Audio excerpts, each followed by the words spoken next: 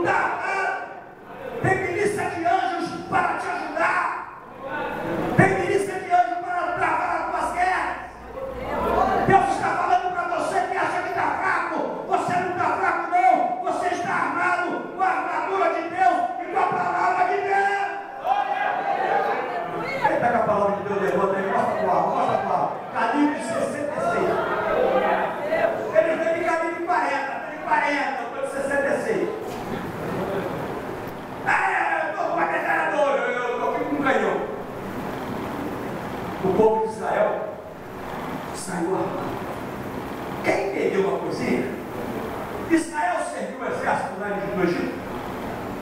Israel sabia mexer em arma. Israel sabia guerrear.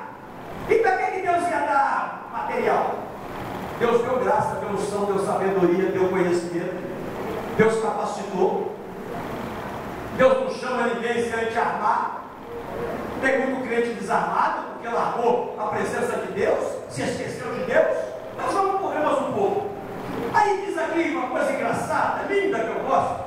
Esse versículo que está em Gênesis 50, 25 diz assim: e tomou Moisés os ossos de José.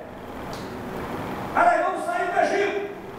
Peraí, Moisés, o líder, tem que pensar em tudo.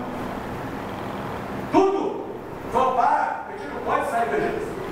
Por quê? José, o nosso pai, morreu no Egito. E antes dele morrer, ele falou que Deus ia visitar o seu povo e ia tirar o seu povo do Egito. Mas ele falou assim, ó, e leva os meus ossos contigo. Sabe o que eu aprendi? No Egito nem morro. Quer voltar para o Egito? Tem alguém aqui que está pensando em voltar para o Egito? José foi enterrado no Egito. Falou, quem tirar vocês daqui, leva uma coisa. O Senhor vai visitar o povo, leva os meus ossos daqui. Eu não quero ficar enterrado no Egito. Deus manda te dizer, crente, que o teu cordão umbilical com o Egito foi cortado.